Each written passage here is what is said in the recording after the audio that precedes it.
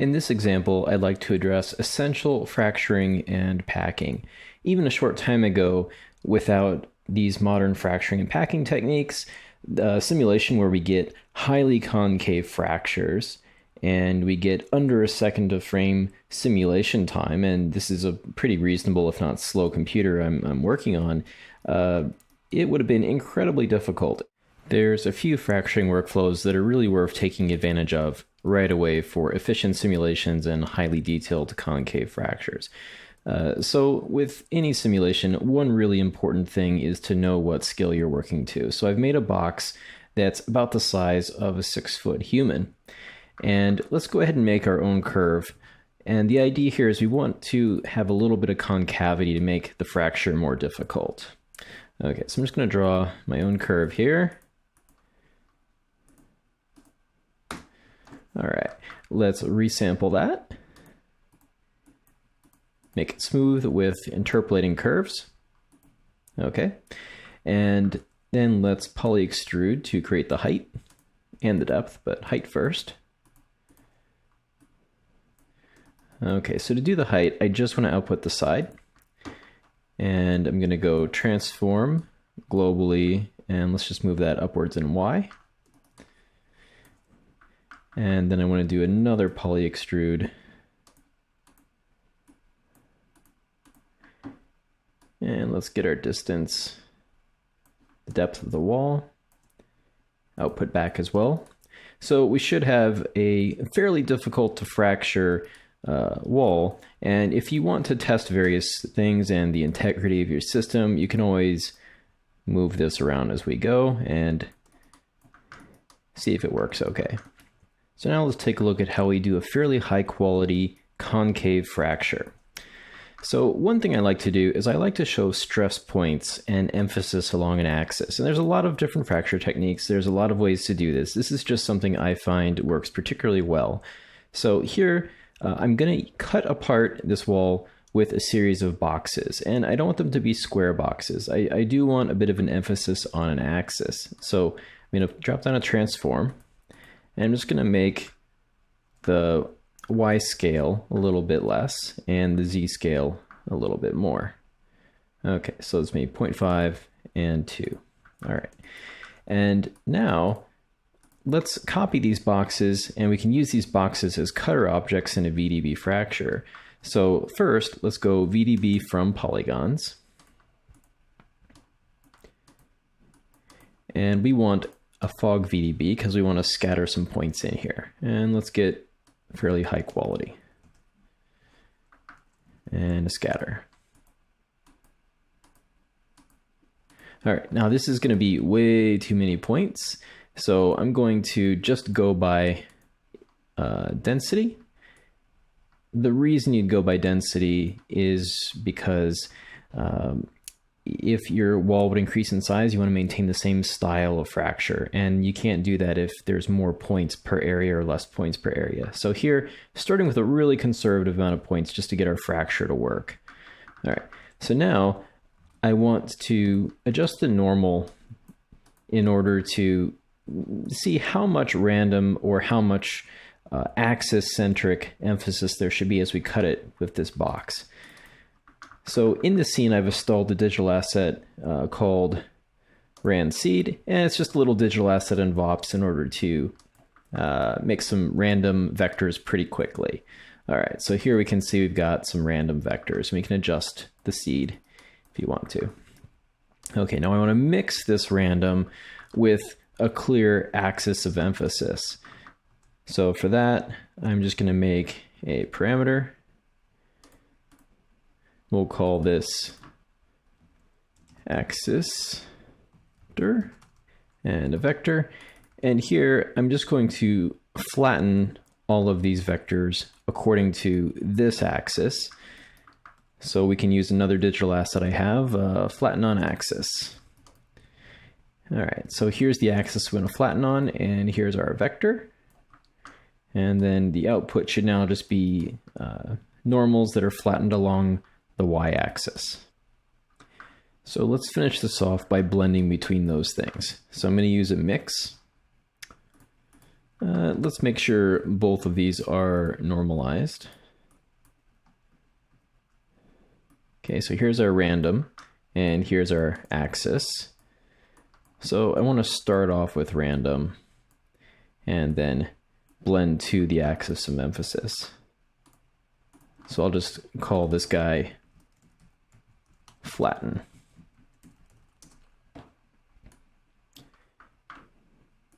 There we go. And a final normalize. Okay, so the effect that'll have is that we should be able to flatten or unflatten. And as we copy these boxes, we can see the different types of fractures we can get. Okay, so let's copy those to points. Okay, so we've got coverage from some boxes. And if we wanted to flatten that out, we could go like that. All right, now the next thing about a realistic fracture is I do want certain fractures to be different sizes than others. Now that'll happen naturally, but it's always good to give a little bit of a dramatic effect and an emphasis there, just to make it look as close to nature as possible. So let's do some variation in the P scale before the copy. So with another VOP, I'm going to do another rand seed based on the point number, a different offset, and just exporting that to P scale. When input is connected, let's connect that. Okay, we've got different sizes of boxes, and a natural fracture will have an emphasis in the small. So I'm going to follow this up with a ramp, and let's fit the result of the ramp to our desired scale range. So we'll follow that up with the fit, and this will be our desired minimum. This will be our desired maximum from a range of 0 to 1 out of both the random or the ramp. Okay. So here's our linear distribution. And to get the minimum size compared to the wall, okay, let's view the wall. There it is. And we're working with the end result of the copy. And here, let's get our minimum size first. Okay, so that's probably pretty good for a minimum. Just want a more basic coverage. And each of these boxes will fracture their wall. Okay, and now let's take that a little farther and for complete coverage with the maximum value. And then I'm just going to add a little bit of emphasis on the low values for a more realistic fracture here. So now let's try out the VDB fracture. Volumes, and specifically VDB volumes because of the optimization, are incredible for fractures. So I want another VDB from polygons.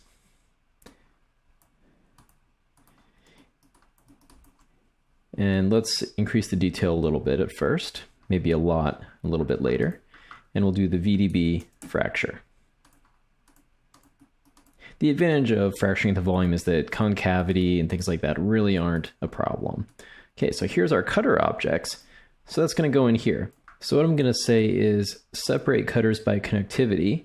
And now each cutter is represented. And I'm also going to allow cutter overlap. But that can be a fairly intensive operation. So make sure you save first. And here we go. Now, if your graphics card has issues working with this number of volumes in the viewport, I recommend converting this back to polygons right away. So we'll do a convert VDB. I'm going to convert to polygons. And there we go. And I'd also use the wall as reference geometry. And now we're able to preserve the sides of the wall. Okay, so at this point, we can crank up the number and the resolution of all of our objects concerned. I'm also going to turn on the visualization so you can kind of keep track. Okay, so right now, looking pretty good, but we can really improve the fracture. So that seemed to work. So what I've done here is I've increased the scatter density to 40, and that makes more boxes. Don't have to have too many because they overlap. And I've also increased the distance VDB resolution by lowering that to 0.02. Okay. So we can see lots of great looking fractures, and they have a clear emphasis. Now this fracture pattern could use a little bit of bend in these lines. Let's add some noise adjustments to these boxes. So I'm going to use a remesh to give some resolution in between these surfaces here. All right, let's make that a little bit more detailed. And let's drop down some noise on this. We really want to visualize what kind of fracture we're going for here, what kind of look on the fracture.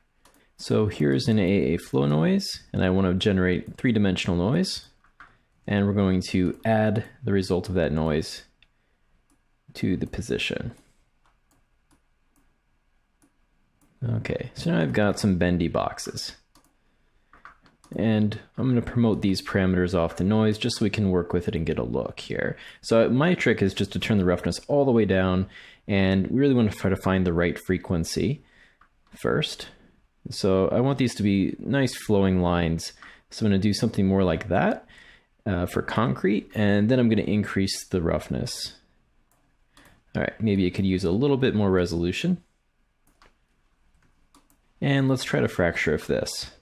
Save first once again, and connecting this to the fracture instead, now we can see we've got some great looking fractures that would be very, very difficult to do with, say, Voronoi fracture, and all these crisscrossings and interconnectivities would be difficult to do with a simple noise pattern without a fracturing technique. Phase one is done. Now we have to work with it a little bit more to optimize it for simulation. So I'm going to select everything and collapse that and just call it fracture, like I have in the pre-made example.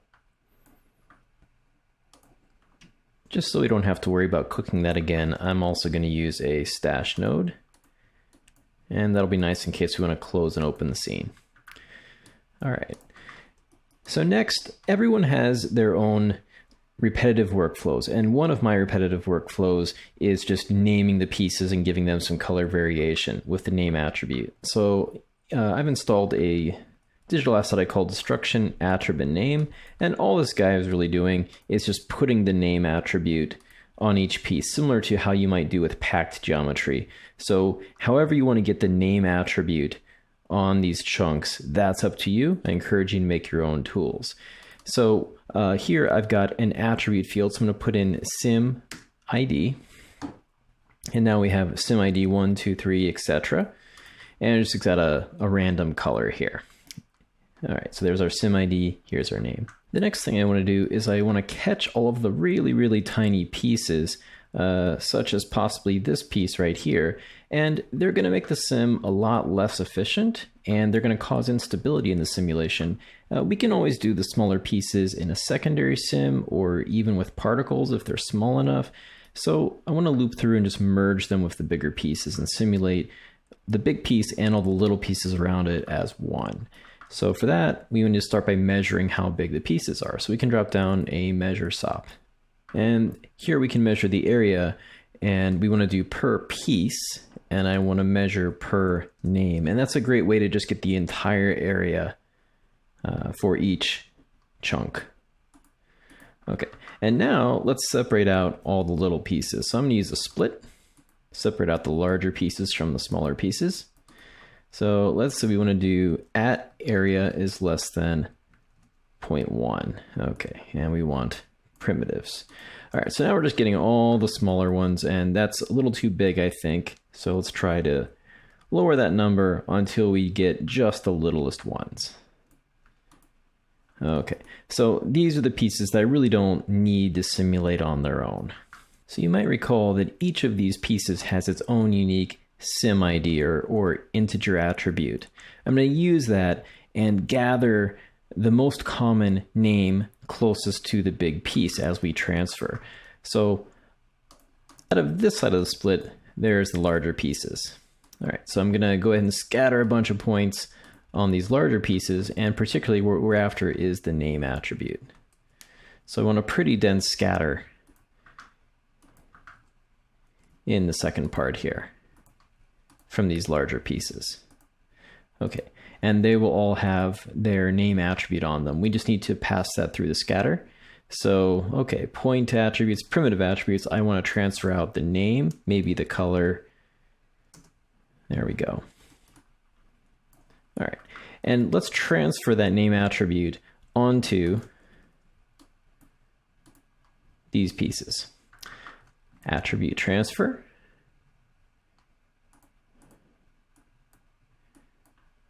And we're going to transfer over name and color.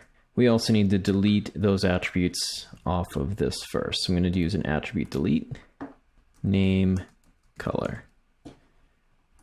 Okay. And then we transfer that on and we have our names. Now you could have a piece that has more than one name, maybe one from a piece over here and more than one piece over here. So we're going to get the most common name per piece, and each of these still has its sim ID even though it has a different names. I'm going to use an attribute promote for that, and we want to kind of essentially do a loop through per piece. So the original name of our attributes, okay, it's going to be color and name. We're going to go from a point to a primitive, and the piece attribute, meaning for this entire piece, is going to be sim ID.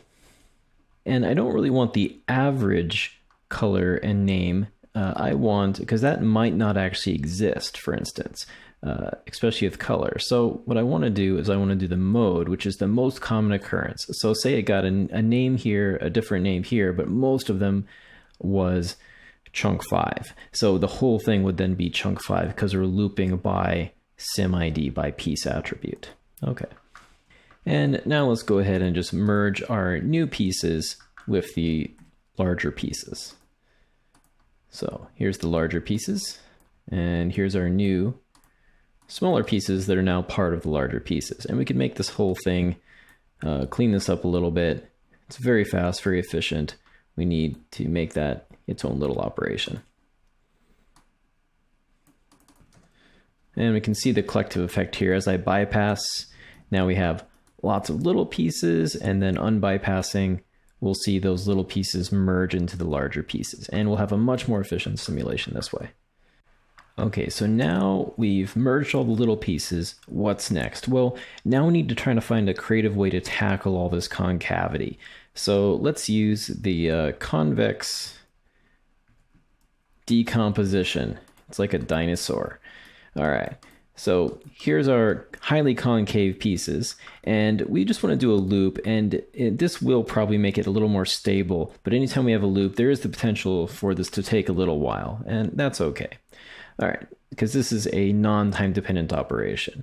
So I'm going to do for each primitive, and I just want to start off by packing all these pieces now. So assemble node. Okay, so this is the essential part of packing your geometry, turning each of these chunks into its own entity. All right, so we already have a name attribute. I'm going to uncheck that because I don't want this thing making a new name attribute. I'm going to say create pack geometry. And now each of these pieces is its own primitive. It's its own point, and there's this primitive, this collection, this database of polygons and points and vertices that's attached to it in memory. You see we have packed fragments. It's a very efficient way to work in Houdini. And so I just want to loop through each of these things, each of these primitives, and do something with it. And you can see here, we've got our first candidate right there. Well, I want these things to have a little bit of breathing room first. So we can apply certain operations at the primitive level with packed primitives that we can't if we're dealing with hundreds of primitives. So I'm going to say do transformation, and let's give this a little bit of scaling. And here you see the primitive stop is scaling each one individually. As opposed to a loop, this is pretty fast. Okay, but now we are going to loop. And we're going to do the convex decomposition and get our settings right on just one piece. Okay, so here's the convex decomposition. Turn off piece attribute. And let's just unpack this going into the operation. Okay, so it goes from this to that, and now we have a convex surface. And I'm going to say max concavity. It's going to be a little bit smaller. Okay, there we go. So what this has done is it's broken this up into polygons that better represent it. I'm going to say merge nearby segments. Okay, so now we're able to, this is actually separate pieces that we can use in the packed primitive DOP later for the simulation. Okay, so let's loop through all of the pieces and do that operation. And you might notice that it's a bit slow, but the iteration time on your simulations and the stability of your simulations will be worth it. And after the loop is completed, we have some amazing geometry to simulate with. This will be pretty much the same exact accuracy as our highly concave pieces, but the polygon count is much less, and we have nice convex surfaces for bullet to collide with. Let's repack this. So I'll do an assemble node. Create pack geometry. Do not create the name attribute. Get rid of that. All right, so now we're ready to simulate with this. We have the packed simulation geometry, or the proxy geometry, and we have the render geometry. For the purposes of expediting this example, I don't want to go through the entire simulation process because there's other examples to show that. So here, I'm just going to connect the proxy geometry, or what will be used in the simulation, into insert proxy. And we're going to insert the render geometry, which is this guy, into insert render. Okay, just a quick walkthrough though, because I don't want to leave you guys hanging. So here, insert proxy, I'm making this active with the active attribute. It's a point attribute integer, and it would exist on the packed geometry. There we go. So each one of these is active. All right. This, however, this ground is an active of 0. And this breaker, and we might have to move this guy around a little bit because we made a different wall. He is also active. Okay, here I'm just constraining these pieces together and constraining it to the ground and merging all of the proxies. Also merging the render geometry and removing the color. And then we'll feed it into the RBD bullet solver and see if we get some pretty good performance. So here I've gone ahead and inserted a transform, and depending on your wall, you just want to move this breaker just a little bit away from the wall, just so it's not poking through once the simulation starts. And we can see it break the wall. And let's see what kind of performance we get with using pack geometry, reducing the polygon count, and using the convex decomposition. All right, and it's under a second a frame, and we're able to handle all this geometry pretty easily. So we can keep pushing this for more and more photoreal quality. And I'll just end this by saying that the key to a realistic simulation is starting with a realistic and representative fracture.